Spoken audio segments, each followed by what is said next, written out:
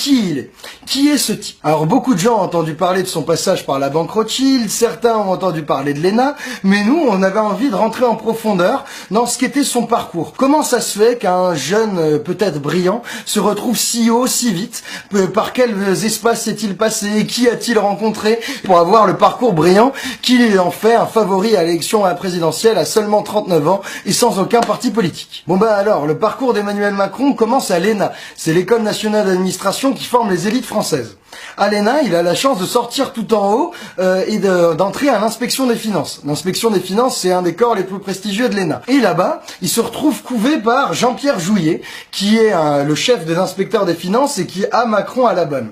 Jean-Pierre Jouyet, c'est un type qui était de toutes les alternances depuis les années 90. Il était au cabinet de Delors pour piloter la mise en œuvre du traité de Maastricht. Il a été au cabinet de Jospin pour piloter l'entrée de la France dans l'euro. Il a été ministre des Affaires européenne sous Sarkozy pour bien négocier les déficits budgétaires, la crise, tout ça.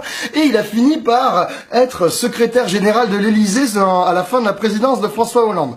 Donc c'est un mec qui est central dans tous les réseaux de pouvoir, qui a accueilli Macron et qui l'a formé. Alors ce mec-là, qui est partout dans tous les gouvernements politiques depuis 20 ans, il a envoyé ce jeune inspecteur des finances, qui avait rien de particulier par rapport aux autres, dans la commission Attali. La commission Attali, qu'est-ce que c'est? C'est un truc qu'a nommé Sarko en 2008 pour réunir tous les grands patrons du CAC 40, toutes les têtes pensantes de l'économie bien intégrée et formuler des recommandations de politique économique. Et Emmanuel Macron, il se retrouve rapporteur de cette commission. Et donc il a rencontré plein de monde. C'est là qu'il a rencontré Serge Weinberg, qu'il a fait entrer à la banque Rothschild. C'est aussi là qu'il a rencontré le PDG de Nestlé. Et c'est avec Nestlé que à la banque Rothschild, Emmanuel Macron a réalisé sa plus grande opération de fusion-acquisition. Et c'est comme ça qu'il est devenu millionnaire.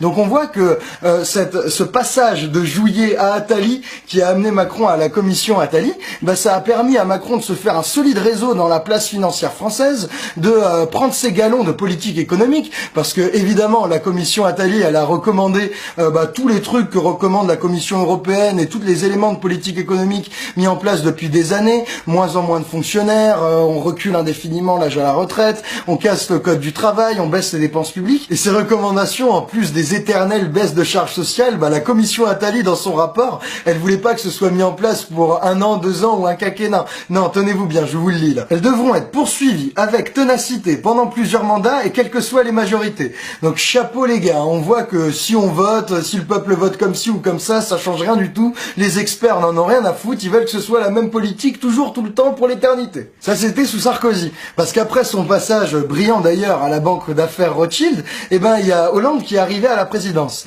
Et là, Jean-Pierre Jouyet, grand ami de François Hollande, et Jacques Attali se sont rappelés que le brave Emmanuel pouvait être un super candidat pour assister le président Hollande. Et donc Hollande l'a nommé secrétaire général adjoint de l'Élysée.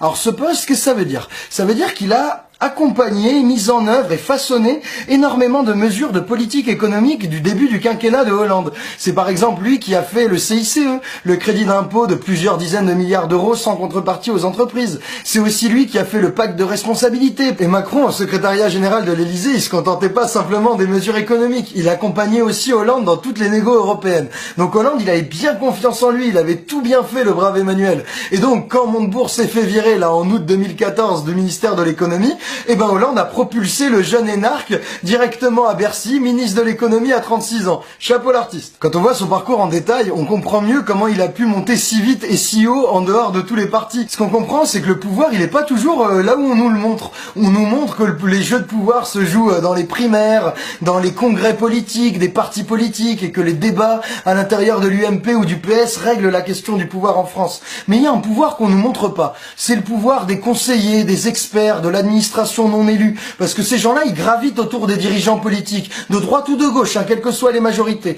et ils leur proposent à chaque fois les mêmes politiques, les mêmes recommandations de politique économique. Et ce pouvoir des coulisses, ce pouvoir caché qu'on nous montre pas, Emmanuel Macron, il le connaît très bien, il en est directement issu. Il est allé directement dans les instances du pouvoir, là où ça compte, à l'inspection des finances, au secrétariat de l'Élysée, dans toutes les commissions où s'élaborent les politiques économiques via les deux mentors Jouyet et Attali, et donc il a squeezé sécuriser la case élection parti politique. Et c'est ça qui fait sa force. C'est que comme on l'a pas vu tremper dans mille magouilles, comme on voit sa gueule à la télé uniquement depuis 3 ans, eh ben on peut construire une image complètement nouvelle, fraîche, de renouveau, alors qu'il n'y a pas plus insider, qu'il n'y a pas plus coutumier du vrai pouvoir, le vrai pouvoir technocratique qu'Emmanuel Macron. C'était en somme le candidat idéal pour nous arnaquer à cette élection présidentielle. Nous, il nous reste qu'un seul moyen pour lutter contre cette arnaque, c'est de faire passer le message pour lutter contre cette supercherie. Puis bon, on se revoit vite pour dégonfler son programme parce qu'à mon avis, il y aura beaucoup à dire. Ciao.